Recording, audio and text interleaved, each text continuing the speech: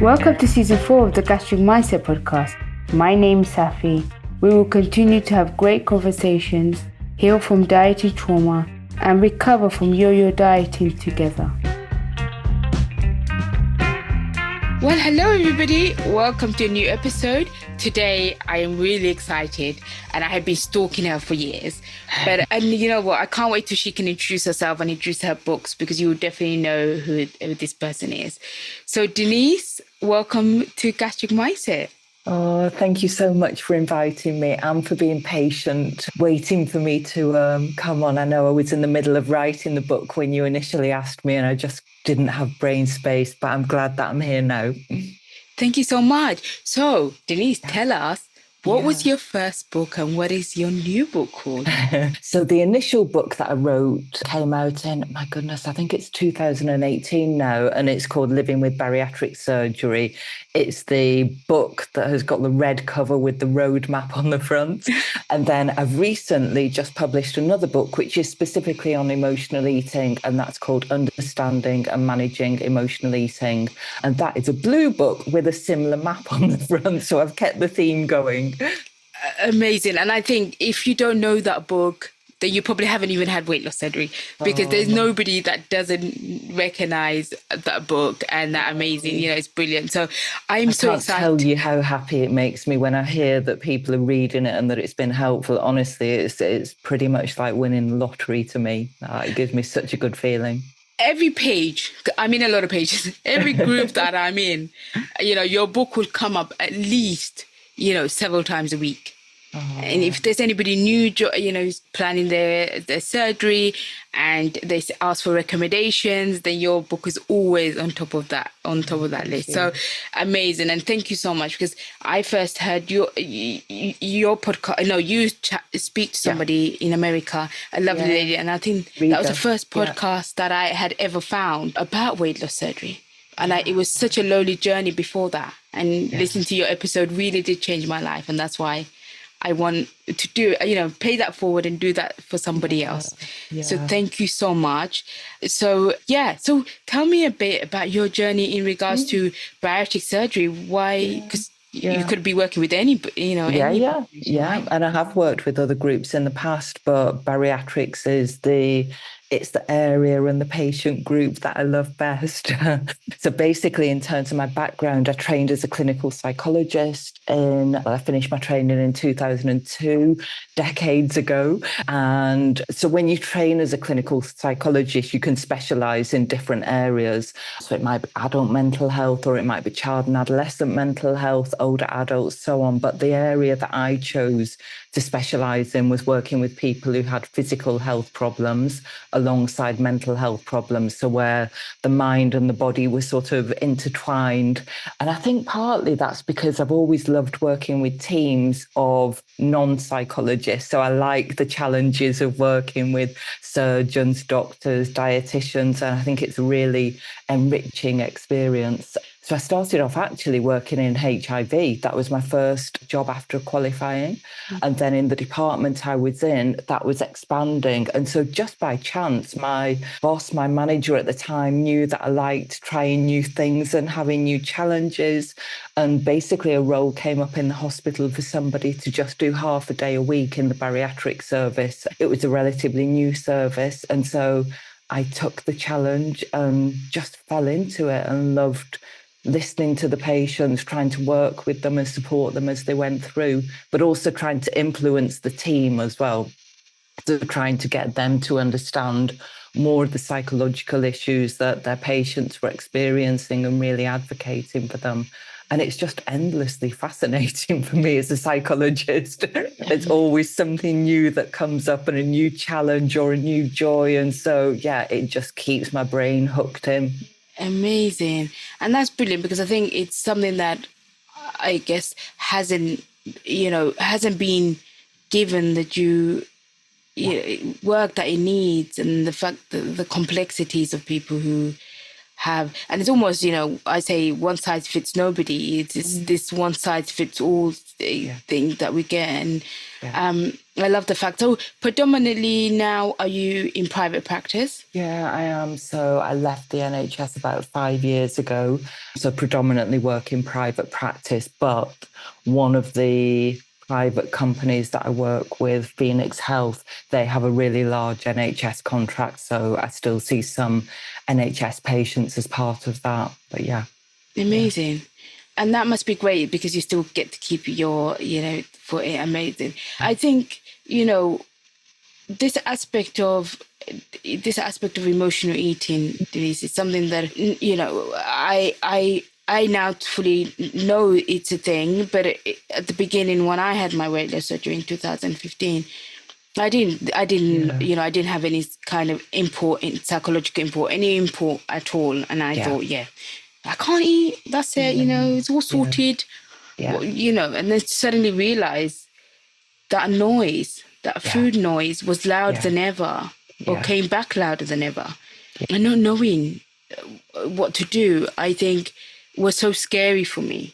Yeah. And I think you're right that I think sometimes people only realize after the event because they've not really had that experience of sort of managing or experiencing those emotions without food until afterwards, really. So it can be very unknown for people and unsettling. So unsettling. And there was so much shame attached because I thought, yet again, I have failed. Yeah. Why am I having these urges? Why can I not stop thinking about food? Yeah. And I know with a lot of coaching clients now, that is exactly the same experience that they have suddenly 12 months in and realizing that, those urges are there and that shame is, it's there. But I wonder with emotional eating, because pre-surgery, Denise, you could have had, nobody could have kept me away. You could have not, I was going to go to have that surgery and that was going to be the answer. Full steam ahead. Nothing you could have done would have. So it's difficult in the sense that actually a lot of us are so adamant because we've been through such what I now call diet trauma. I get that. We really have gone through that, and it is our final chance. And and people want to grab hold of it, don't they? They really do. It's completely understandable.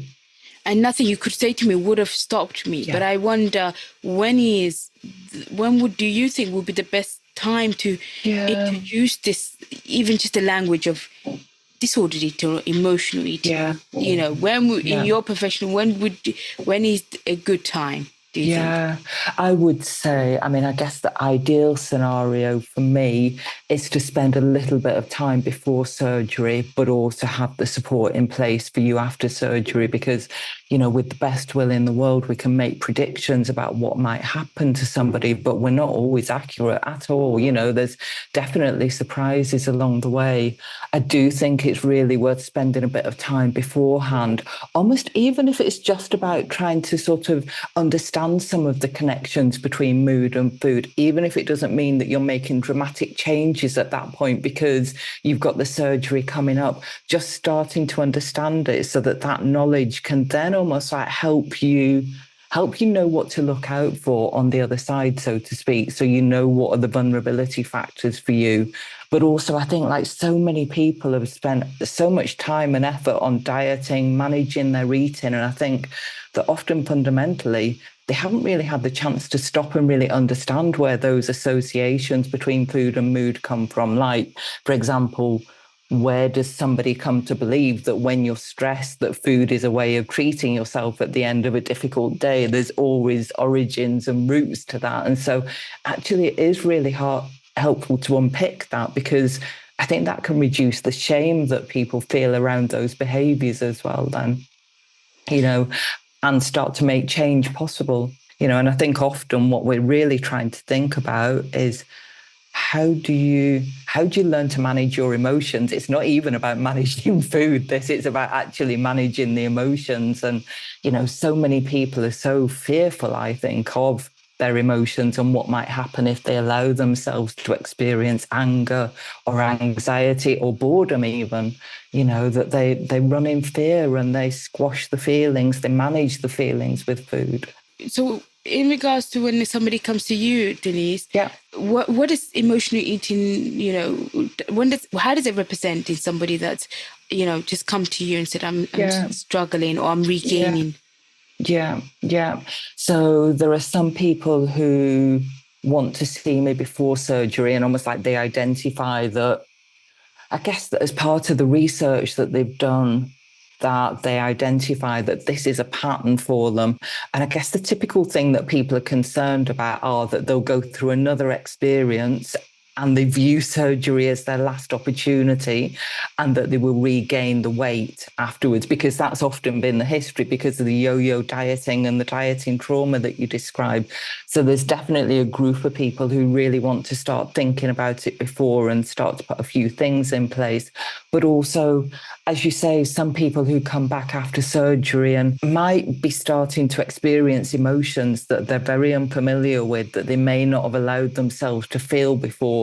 And so because they can't use food to the same extent, actually there's these unfamiliar feelings that are bubbling up that actually they don't know what to do with. And so that's also another example after surgery. And then also the weight regain as well. Some people who might regain a bit of weight over time, they might have experienced life events or mental health difficulties that have sort of got in the way, which mean that they've gone back to old coping strategies, which is really understandable. If that's what you've done for most of your life, of course, that's what you're going to go back to. That's how our brains work. I've read a statistic saying that 15% of regain is hormonal and to be expected. Yeah. And 85% is behavioral and just habits. Where do you stand on those statistics? Personally, I don't think it's possible to generalize in that way. I think everybody has their story and their own experiences. And I think that's the same with developing weight issues and obesity, and the same for regain. So, I will often think of it as it's a bit like a pie chart in a way, that if we think about the different factors that contribute. So for some people, it may be that, I don't know, 50% of their weight gain is hormonal, 50% psychological. There will be other people where it's 70% hormonal, 30% behavioral or psychological. There are so many factors. And I think that's why we need to have quite an individual view of people. But also, I think letting people know that there are a range of factors, because I think so often people revert to blaming themselves because that's what they've done for most of their lives. Almost like, I don't know, they hold themselves a bit too responsible, So weirdly enough, as a psychologist, I often find myself talking a lot about biology and hormones and trying to encourage people to factor that into the process, and the fact that they've gained weight after being on a diet in the past is basically what our bodies are designed to do, through evolution. That's what our bodies have been hardwired to do, in effect. I found that, Denise, really freeing when I learned about body set points. Yeah. And the fact that my body and hormones are going to work just to keep me at that, what it perceives as its safe weight, its, and I realizing that really freed me of a lot of guilt and a lot of shame. So important. So I think, and I always say to everybody, Google it, go and read about biology aspect of it, because I think that's so fascinating, number one, but number two, it alleviates a lot of self-guilt and responsibility. In regards to obesity being a disease, I know in Canada and we're a little bit behind, I think, here, but we're hopefully getting there. More than me. But what do you think in regards to? What do you think? I think it's, I suppose the way I think of obesity is that it meets the criteria for being a disease. I suppose I think it's the best example of what we describe in psychology as the biopsychosocial model, which is that there are biological factors that contribute to the development of something psychological, and social and environmental factors. So I think that that's a really helpful way of viewing obesity. But I think viewing it as a disease, I think is a mindset shift for people, because I think it can be liberating in terms of factoring in the things that are sort of beyond people's control, but also recognizing that there are things that you can do to influence a disease as well. You know, there are lifestyle changes and behaviors that you can implement that will influence the course of a disease as well. So just using that word doesn't mean that it's the end of the story in a way. In fact, it's the beginning of learning to manage something, I think. And I think the stigma around the shame of, you know, going to your GP for the first time about this, and then if I went to go and see my GP about high blood pressure, I wouldn't feel the same shame. Exactly. So I think it's really helpful in that, and helpful in professionals, you know, with that stigma, you know, around supporting people and not putting there's just so much work to do in that area, though, isn't there? I think, because I think the message is starting to get out there, but I don't think we've got there yet, to be honest. There's so much further to go. You know, I think there's a real reluctance, I think, to understanding the evidence base that you don't see in other conditions like cancer or epilepsy or whatever. You know, doctors or healthcare professionals wouldn't have the same reluctance to understand evidence, I think. And so I think you still see some stigma from healthcare professionals when it comes to obesity too. And I think it could be a bit controversial, but I think the fact that a lot of people make a lot of money out of fat people. Sorry, fat, you know, obesity, you know. No. Well, it's the perfect business model, isn't it, as they say? You know, so the diet industry, the food industry, the popular media, the fashion industry, everybody's making money off us all the time. So why would change? I think change is coming from the grassroots, so people working really hard to get, because I'm involved in loads of, you know, people who want to hear about lived experience and who will constantly, but I think it's going to be a slow one, because you know, I think in 20 years, Denise, it's going to be like almost the smoking scandal again, you know. We're going to realize there were food that were influencing our chemistry in our brain. Of course, well, we're being so manipulated, aren't we, by the food industry?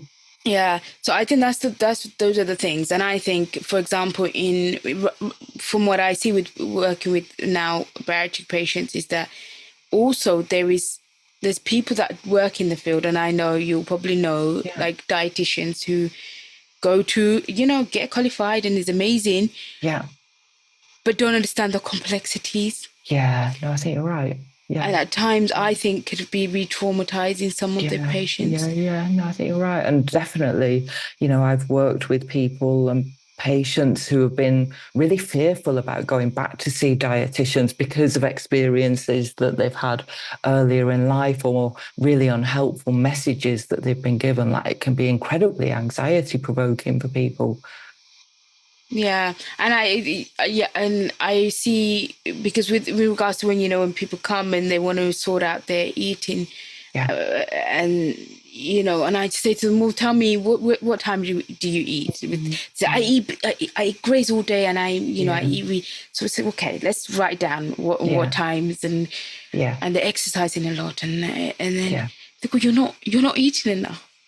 Well, my dietitian said I should eat 100 calories. Oh gosh! I'm lucky. I'm lucky. I'm keeping off the weight because I'm doing. But I mean, all this rubbish. And the demonizing of food. I think it's really harmful.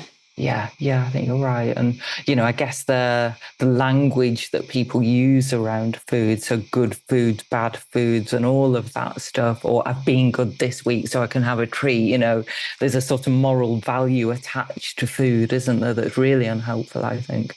Definitely. And I think, if, for example, James, I don't know if you've ever been to one of these classes, like, you know, Slimming World and any of those groups, but the sins and... Exactly.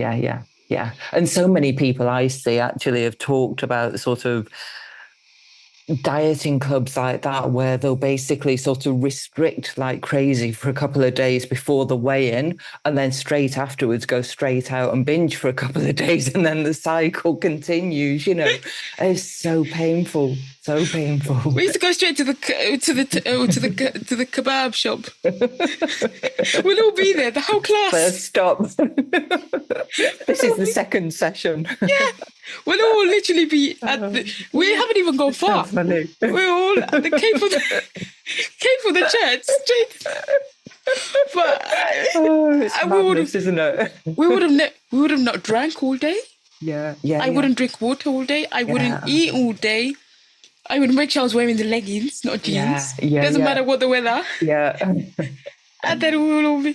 So it's wild now that we can, that we can laugh about it, but just to think about all the time. And we'll do that again and again, and you think, what will change this time, Denise? And it just erodes people's confidence as well, doesn't it? To keep going through that cycle.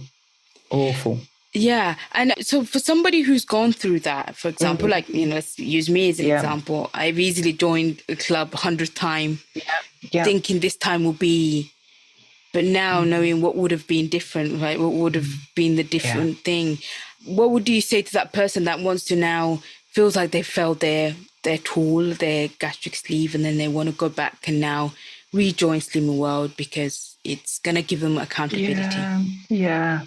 I mean, I guess, again, I think different things work for different people. I guess most of the people that I speak to are really fearful of going back into dieting mode and want to find a different way through. So the idea of going back to Slimming World or Weight Watchers can actually be quite a triggering experience. So actually what I would say is that you probably don't need to do anything like that, that you need to get back to basics and just notice what you're doing in terms of your eating, like start maybe keeping track, thinking about what you're doing a bit of planning, just being a bit gentle with it. There's no need for big radical options.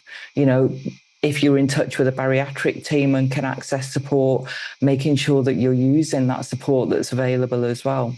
But I guess my experience is, and, I'm probably pretty biased about this because of the work that I've done with people over years, that I often think that when people start dieting, actually that's when it all tends to go wrong. I think they go on a different route. And, you used the phrase dieting trauma before, which I love, because I do think it's an incredibly traumatic experience for people. And that first experience of becoming conscious of weight and then thinking I need to do something about it and getting caught up in that world is where it starts to get really complicated and messy, and the food rules kick in. I should be doing this, I shouldn't be doing this, I'm not going to eat, but now I've lost control. All hell breaks loose from there, really. It's so overwhelming. It's such a strong hold when you get to that point. That it's so hard for anybody to help you break out of it, because I would think, I know I've done it before. I know how to do it because I would have lost some weight, using a shake, which is obviously not sustainable. And then I'll be obsessed. So it's that obsession of I should be able to do it myself. Because everybody else is doing it by themselves and losing a stone in 4 weeks. But they're actually not, are you? If you run time on 6 months, it's unsustainable, isn't it? And I think as society, we are moving away from that a little bit, thank God. I think so, yeah. But it's a whole messy world, isn't it, that I think really plays with people's minds and means that they lose trust and confidence in themselves. I think in the short term, actually, what diets can do is that they can make people feel less anxious. So it's more the idea that they feel that they've got a plan that contains them because they don't quite trust themselves to make the choices and decisions. And so for me, actually, trying to build your confidence around, actually, what am I going to do? What feels like it's a reasonable but gentle choice? How can I move towards making changes rather than having to sort of catapult myself into a big crash diet? How can I just move gently in the direction that I want to go in? That could be a tiny change, but it's a step towards. And I love that approach. And I wish that's where I started, because most of us would have been, would love to go back to where we first started. Yeah, I think so. But I graduated, it got more and more extreme. Yeah. To the extent that nothing was ever going to be good enough unless it was At one point I had fluids going through my nose, and I was Gosh. carrying the protein stuff, it was that extreme. So Yeah. actually, if I made those changes, now I know if I made those changes and didn't feel that sense of desperateness, and which is something that sits in here, and I would have been okay. Within a year, maybe I would have lost all the weight, and I would have been able to keep it off. But I didn't trust my body, and it didn't trust me eventually. Yeah. It's such a shame that we can't talk back to our younger selves, isn't it? And give them the advice or the wisdom of our experience as adults. But sometimes with even what I now know, and it's something that I've devoted my life to for the rest of my life now, is that I still, as soon as I don't weigh myself very often, but as soon as I feel the clothes getting a little bit tighter, I do go back to that place of desperation. Yeah. I think it often remains in people's minds, doesn't it, as a vulnerability. So when you've been in that place, actually that can get reactivated again. And I suppose it's about what you do in response to that, then sort of being able to recognize that, oh, here we go again. These are those same thoughts that have come back, or I'm noticing that I'm thinking about these things, or I'm tempted to not eat or to crash diet or whatever. Yeah, It's a bit of a fork in the road, isn't it? It definitely is. And I love that I now know where it is and what it is, and I can recognize that. But it's taken a very long time for me to get to this place. In regards to the book, so what, I guess you decided to write the book because you realized the need for it. What was your first? Yeah. So basically, I decided to write it, and it's written more as a workbook for people. So it's a bit more practical than the first one. So it's so that people can almost be their own psychologist in a way.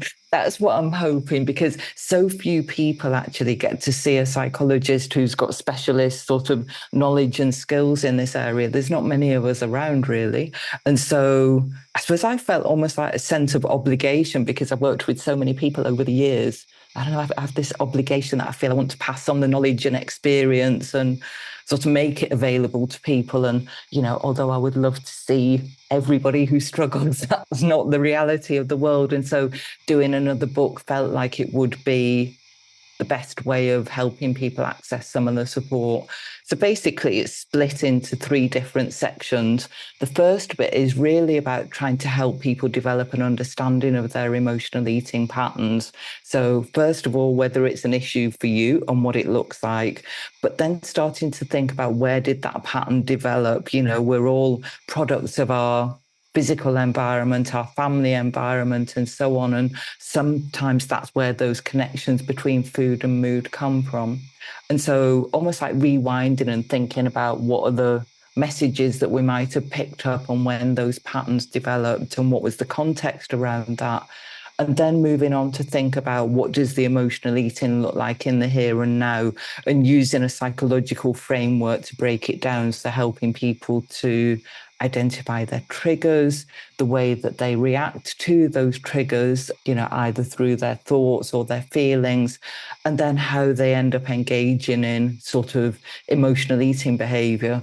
I guess one of the things that's important is that not everybody who feels certain emotions is going to automatically eat in response. So there's a bit of a thought process that happens in between feeling a feeling like stress and eating. And so that might be about sort of giving permission to eat, or it might tap into those older beliefs about what food does for you in those situations.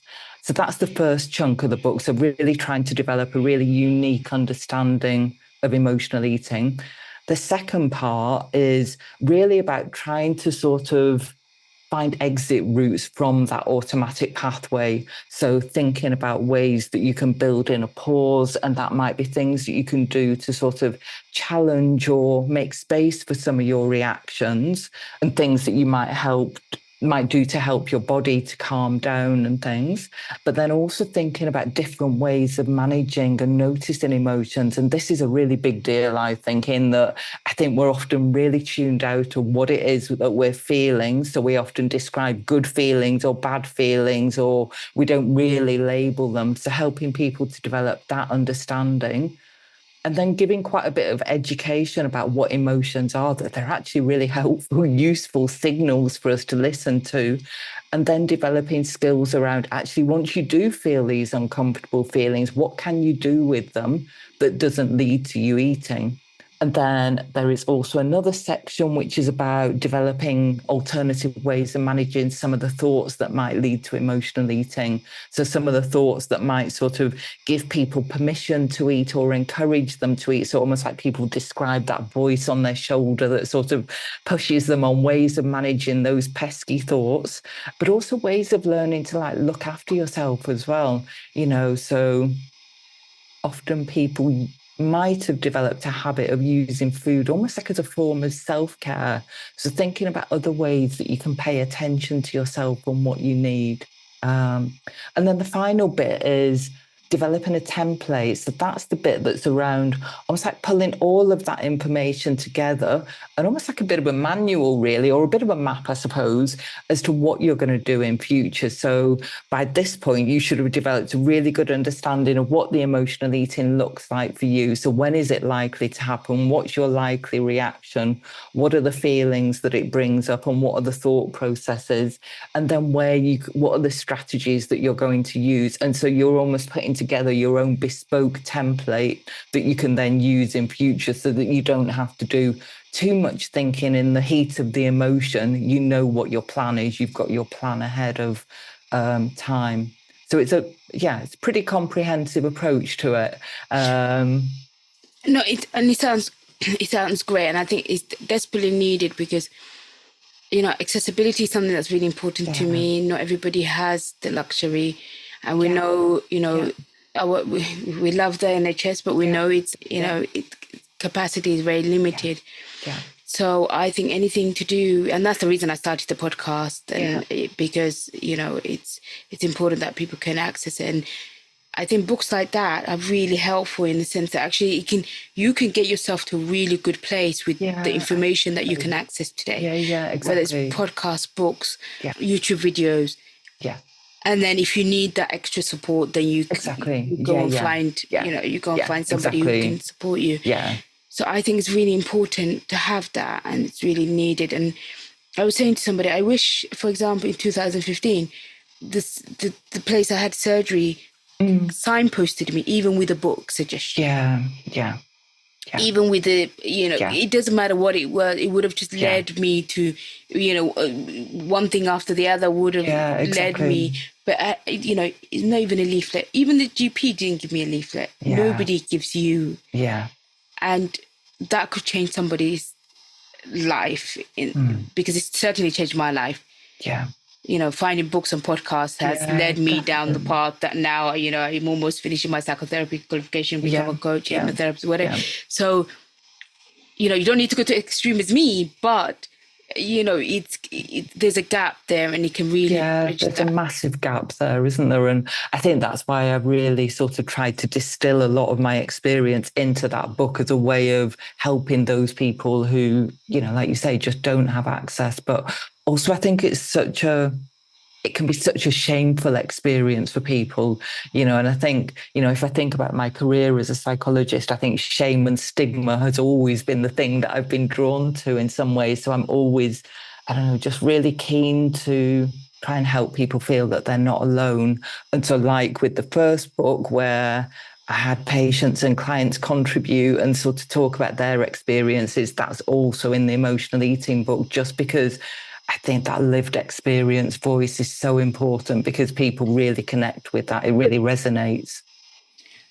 And it doesn't matter. I think sometime I went to Yorkshire not long ago, and I shared my experience. And it's really weird, whether my experience is rooted in, as a child refugee, almost starving, so it's different, but it resonated, the fact that then food became my safety. Yeah, of course. Somebody who hasn't never really experienced that kind of trauma, but maybe struggled at school. Exactly. And we and they think, oh, I'm not the only one. And it was just, it was beautiful in the sense that actually two of us were very different in every way. We look different. We come from very different backgrounds. But in so many ways, our experience was so similar. Yeah. Because ultimately it's about the meaning that you attach to food, isn't it? And the function that food starts to play in your life, and almost like how elevated and important it becomes in your life. And then the self-esteem aspect. Exactly. Yeah. After that, of what it does to you. Yeah. As somebody who feels that they have. So yeah, no, amazing. I think it's a much needed book, and I really do hope that a lot of the private companies do, you know, make these recommendations and help people, because you know, wherever we stand on people going abroad to have weight loss surgery, it's something that's not going to get any less than it. No, of course it's not. No. And it's about providing the support around that. It's absolutely inevitable that people are going to make that choice, isn't it? And so at least we can try and give people access to some helpful resources, I think. Yeah, definitely. I know you're a busy lady, but is there anything that you would like to add to, you know, I always like to give, because what could, you know, if there was somebody for the first time thinking, there's something not quite right with me, or maybe why can't I, you know, coming from a place of something's going on, I've got this weight loss surgery, why do I keep on eating the same things again and again? That makes me feel so, you know, so what could and I suppose I often think about that as it's a common pattern, isn't it, that people are sort of extremely self-critical and self-blaming. And I suppose I often think of it as a bit of a clash between this new updated bit of our brain that can sort of reason and think and sort of rationalize and things, versus almost like a part of our brain that developed when we were kids. And so, you know, that younger part is really just trying to use the best coping strategies that they can, and actually has done a really functional, good job for the vast majority of your life. It's inevitable that that part is going to kick back in every now and again, you know, and so it's served you well to some extent, but it's just that it's backfiring on you at this point in time. So I suppose I always go back to that place of, there's always a good reason if you look far enough back, really. And so to actually give yourself compassion for that and to understand it, but also to recognize that it no longer works now. So what else do we need to put in place? What worked then doesn't work now, but there might be a skills gap, but we can help with that. There's lots and lots of options to provide that input. Definitely. And I always say that to people. I'm grateful. I got to a place where I'm grateful for food. Yeah. It kept me safe and alive. And that's what I needed. Exactly. And I didn't have much else. Yeah. So I don't come from a place of, I've moved now to a place really of nice to gratitude, and I needed it and my body needed it, and I'm grateful for it. Yeah. But now, what does my relationship look like with food now? When does it serve me to eat? Yeah. And I work with a lot of people that say to me, I want to become an intuitive eater. And I say, okay, it's brilliant, sounds great. Yeah. But we need a bridge from a place of yo-yo diet to somebody that hasn't had trust with their body, hasn't recognized their hunger signals for many, many, probably decades with some of us. Yeah. To become an intuitive eater, it can become a really scary place. Of course. So I would say there's a bridge to be. So what do you think of that?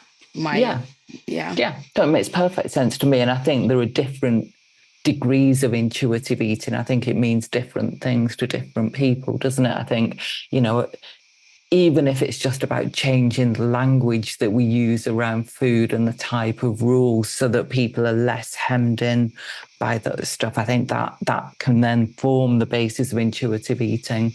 I think some aspects of intuitive eating can be a bit tricky for people after bariatric surgery as well, because you might not even have the hunger cues in the first place.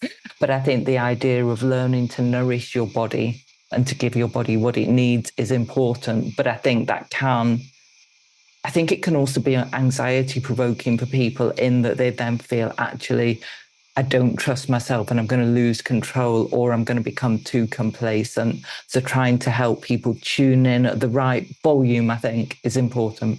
Yeah, no, amazing. And before I let you, I could talk to you for hours about this, but before I let you go, Denise, disordered eating, where do you stand on the fact that I personally thing, and I'm not a clinical psychologist, but that disordered eating is caused by excessive dieting. Yeah.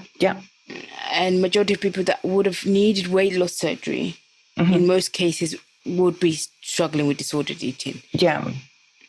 What is your take? So you agree? I think excessive dieting can be a massive contributor to disordered eating.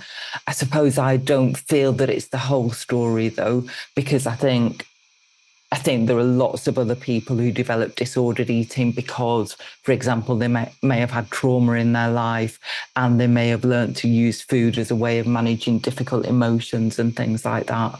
So I think there's a whole range. But I think excessive dieting can really play a big part in it as well. But I don't think it's the whole story. I also think, ADHD and neurodiversity is exactly. And I think we're becoming increasingly aware of that. I know certainly in my own practice, I mean, I'm just so struck by the number of people with ADHD or undiagnosed ADHD where actually they're presenting with binge eating disorder, but actually it's driven by ADHD. Yeah, no, definitely. And even in myself, I've got a diagnosis of dyslexia and dyspraxia. Yeah. But now looking back, I'm very much somebody who would tick all the boxes for ADHD. Yeah. And, I've got that unruly mind, I'm very impulsive, I need all those.